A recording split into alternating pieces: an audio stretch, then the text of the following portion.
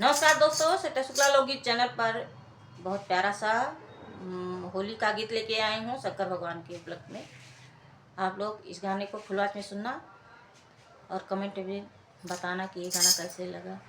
भोला खोला मंदिरवा खेलब होली, भोला खोला मंदिरवा खेलब होली, खेलब होली हो खेलब होली, भोला खोला मंदिरवा खेलब होली। गंगा से खेलब चंदा से खेलब, गंगा से खेलब चंदा से खेलब, गंगा से खेलब चंदा से खेलब, अरे नगो से खेलब हर हरे बोली, भोला खोला मंदिरवा खेलब होली, भोला खोला मंदिरवा खेलब होली, भोला खोला मंदिरवा खेलब होली। कार्तिक से खेलब गणपति से खेलब, कार्तिक से खेलब गणपति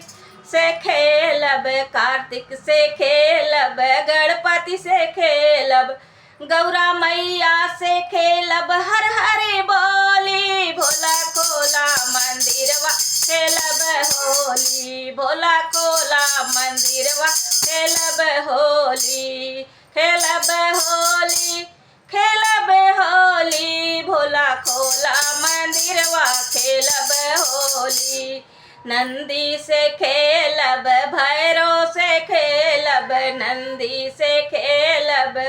भैरो से खेलब, नंदी से खेलब भैरो से खेलब, चौसठी मैया से खेलब खेलब होली, चौसठी मैया से खेलब हर हरे बोली, भोला खोला के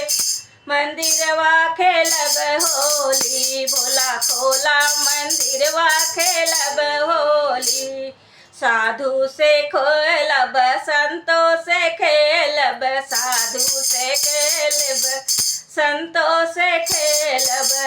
अरे तोहरों से खेलब बम बम में बोली, अरे तोहरों से खेलब बम बम में बोली, भोला खोला मंदिरवा खेलब होली, भोला खोला मंदिरवा खेलब होली,